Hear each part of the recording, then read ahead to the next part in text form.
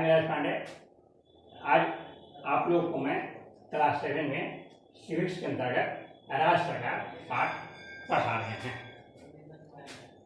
राज्य सरकार जो राज्यों में सरकार होती है उसे राज्य सरकार कहते हैं।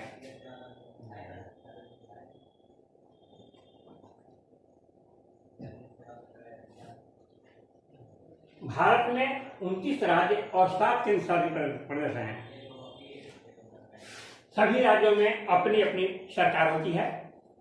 वहाँ एक मुख्यमंत्री होते हैं, राज्यपाल होते हैं, मंत्रिपरिषद होता है और वे सभी जो हैं अपने अनुसार सरकार का गठन करते हैं और उसको राज्य के विकास में, उत्तरोत्तर विकास में भागीदार बनते हैं। कुछ राज्यों में विधान पालिका के 2 सदन होते हैं, एक को विधानसभा और दूसरे को विधान परिषद कहते हैं। विधानसभा निम्न सदन होता है और विधान परिषद उच्च सदन होता है। यह निम्न सदन क्यों है, वह उच्च सदन क्यों है? तो निम्न सदन इसलिए है क्योंकि विधानसभा प्रत्येक 5 वर्षों के बाद भंग हो जाता है, जबकि विधान परिषद एक अस्थायी सदन है, वह कभी भंग नहीं होता है। इसलिए विधानसभा को निम्न सदन और विधान परिषद को उच्च सदन कहते हैं। चुनाव, विधानसभा का चुनाव कैसे होता है, सदस्यों का चुनाव कैसे होता है और विधान परिषद के सदस्यों का चुनाव कैसे होता है, इसके बारे में बातचीत करेंगे। तो विधानसभा के सदस्यों का चुनाव 5 वर्षों के लिए होता है। दूसरा आता है विधानसभा के सदस्यों का चुनाव वयस्क मताधिकार के द्वारा किया जाता है, यानी जिनका उम्र 18 वर्ष या उससे अधिक हो जाता है वे सभी स्त्री पुरुष उसमें भाग लेते हैं और अपने अनुसार चुन करके एक सदस्य को विधानमंडल तक भेजते हैं। चुनाव गुप्त मतदान द्वारा होता है। चुनाव जो होता है वह गुप्त मतदान द्वारा होता है, यानी कि प्रत्यक्ष नहीं। लोग जाते हैं ईवीएम मशीन जो कि एक क्या उसको कह सकते हैं, घेर करके फुट के द्वारा घेर करके रखा जाता है और उसमें जाकर के जो ही प्रजापति अफसर उधर बटन दबाता है, फिर आप वोटर जो है वोट अपने पसंद के जिसे वो चुन करके अपने दिमाग पर चुन करके रखता है और उसी के अनुसार वहाँ जो है वोट उसको वोट देता है या उसी के नाम के सामने बटन दबाता है। इस प्रकार से यह चुनाव जो है वह गुप्त मतदान द्वारा होता है। तीसरा आता है, चौथा आता है वह है चुनाव के बाद बहुमत दल के नेता मुख्यमंत्री बनते हैं।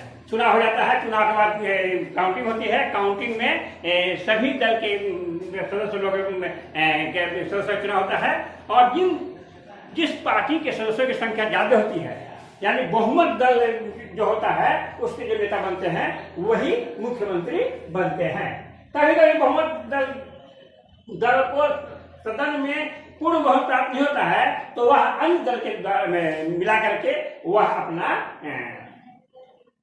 सदन चलाने का प्रयास करता है। उसका होता है मुख्यमंत्री अपने पसंद के मंत्रिपरिषद का गठन करता है। मुख्यमंत्री जो है उसके अनुसार वो जिसको चाहता है मंत्रिमंडल शामिल करता है, जिसको नहीं चाहता है उसको मंत्रिमंडल शामिल नहीं करता है। यानी कि जिसे वह चाहता है उसी को मंत्रिमंडल में शामिल करता है, जिसे नहीं चाहता है उसे नहीं करता है। चाहे वो कितना ही बड़ा नेता क्यों न हो, वह मुख्यमंत्री के विवेक पर, स्व विवेक पर निर्भर करता है कि वह किसे मंत्रिपरिषद में शामिल करे और किसे शामिल न करे। इस तरह से विधानसभा के सदस्यों का विधानसभा का गठन होता है। अब आता है विधान परिषद।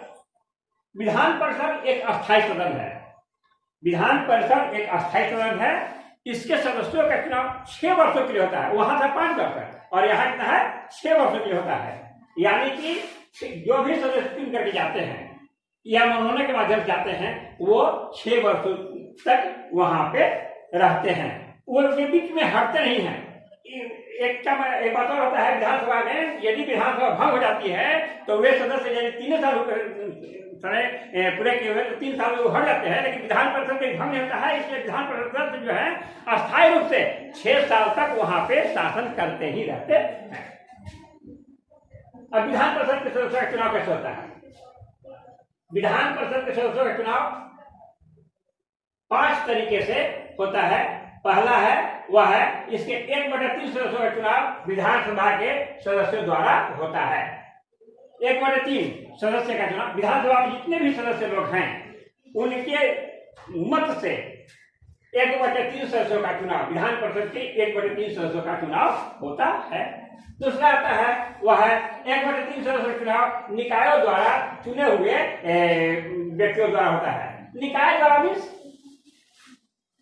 जो पंचायत में मुखिया जो होते हैं या अन्य वार्ड लोग होते हैं, नगर पालिका में, नगर निगम में जितने भी मेंबर लोग होते हैं वो लोग जो है चुन करके अपने सदस्य को चुनाव करते हैं। इस प्रकार से निकाय जो होता है। तीसरा आता है वह है 1/6 सदस्यों का चुनाव मनोनयन राज्यपाल करते हैं। राज्यपाल स्वविवेक से या योग कहें, वैसे तो कहा जाता है कि स्वविवेक से करते हैं, सच यही है, लेकिन मुख्यमंत्री जिन जिन नामों को प्रेषित उनके सामने करते हैं वे लोग जो हैं विधान परिषद के सदस्य बनते हैं। यानी कि राज्यपाल जो है 1/6 कुल सदस्यों का 1/6 सदस्यों का चुनाव मनोनयन राज्यपाल करते हैं। तथा आता है 1/12 सदस्यों का चुनाव। 1/12 सदस्यों का चुनाव शिक्षकों द्वारा होता है। जितने भी सरकारी शिक्षक हैं, सरकारी शिक्षक न कि प्राइवेट शिक्षक, जितने भी सरकारी शिक्षक हैं वे सभी जो है जाकर वोट देते हैं और 1/12 सदस्यों का चुनाव करते हैं। इस तरह से 1/12 सदस्यों का चुनाव शिक्षकों द्वारा किया जाता है, चाहे वो शिक्षक मिडिल स्कूल का हो, हाई स्कूल का हो या कॉलेज का हो, शिक्षकों द्वारा होता है। और अंतिम आता है वह है 1/12 सदस्यों का चुनाव स्नातकों द्वारा होता है। स्नातक है, अब यहाँ टीचर रहे या न रहे कोई जरूरी नहीं है, टीचर भी रह सकते हैं या न भी टीचर रह सकते, स्नातक होनी चाहिए। स्नातक मीन्स BA पास है। स्नातक मीन्स BA पास। जो BA पास होते हैं वे रजिस्टर्ड हैं और वे लोग मिलकर के 1/12 सदस्यों का चुनाव करते हैं। इस प्रकार से हमारे विधान परिषद के सदस्यों का चुनाव होता है।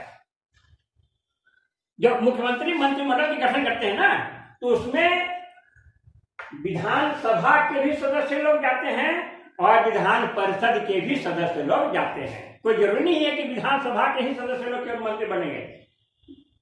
मंत्री विधान परिषद के सदस्य भी बनते हैं, या यूं कहें कि मुख्यमंत्री भी कोई जरूरी नहीं है कि विधानसभा के सदस्य ही बनेंगे, विधान परिषद के सदस्य भी मुख्यमंत्री बन सकते हैं या बनते हैं।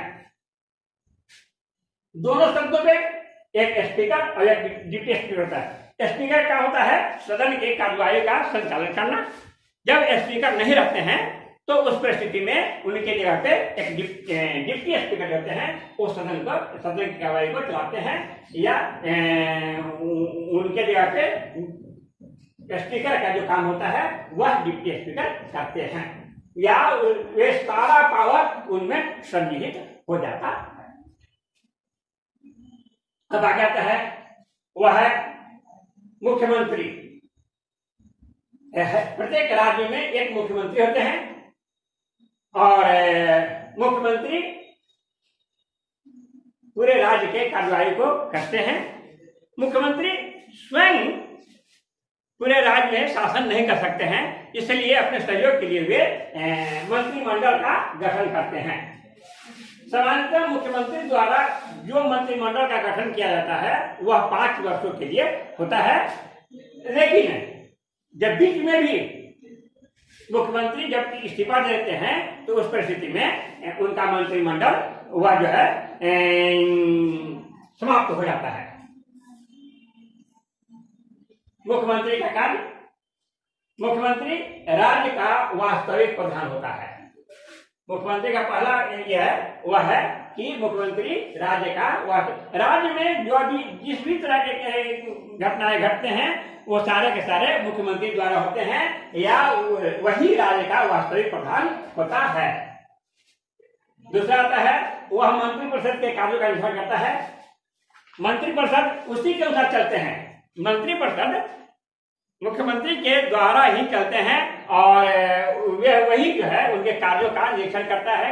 कौन से विभाग में कैसा काम हो रहा है, नहीं हो रहा है, जितना होना चाहिए उतना हुआ है कि नहीं हुआ है, ये सारे काम जो है उनके कार्य का निरीक्षण मुख्यमंत्री करते हैं।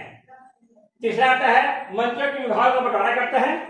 मुख्यमंत्री मंत्रियों के विभागों का बंटवारा करते हैं। किसे कौन सा विभाग दिया जाए, शिक्षा विभाग किसे दिया जाए, कृषि विभाग किसे दिया जाए, वित्त विभाग किसे दिया जाए, इस तरह से मुख्यमंत्री जो है वे विभागों का बंटवारा करते हैं। वह चौथा है वह किसी भी व्यक्ति को मंत्रिमंडल में शामिल कर सकता है या निष्कासित कर सकता है। यदि किसी मंत्री के काम यदि वह किसी मंत्री के काम से संतुष्ट नहीं होता है तो उस परिस्थिति में वह जो है उन्हें निष्कासित भी करता है या बीच में भी वह चाहता है जिसे चाहता है उसे मंत्रिमंडल में शामिल कर सकता है या उनके विभागों का उलटफेर यानी इस विभाग से उस विभाग, उस विभाग से उस विभाग कर सकते हैं, यानी विभाग में परिवर्तन कर सकते हैं। वह मंत्रिपरिषद की बैठक की अध्यक्षता करता है। मुख्यमंत्री जो है जितने मंत्रिमंडल होते हैं उनके विभागों का बैठक की अध्यक्षता करता है, उसी के अनुसार सब काम होते हैं। छठा आता है अगर मुख्यमंत्री त्याग पत्र देते हैं तो इसका अर्थ होता है समस्त मंत्रिपरिषद जो है त्याग पत्र देता है। मुख्यमंत्री के त्याग पत्र देने से ही पूरा मंत्रिमंडल समाप्त हो जाता है। इस प्रकार से हम कह सकते हैं कि मुख्यमंत्री में ही राज्य की सारी शक्तियां सन्निहित होती हैं। धन्यवाद बच्चों।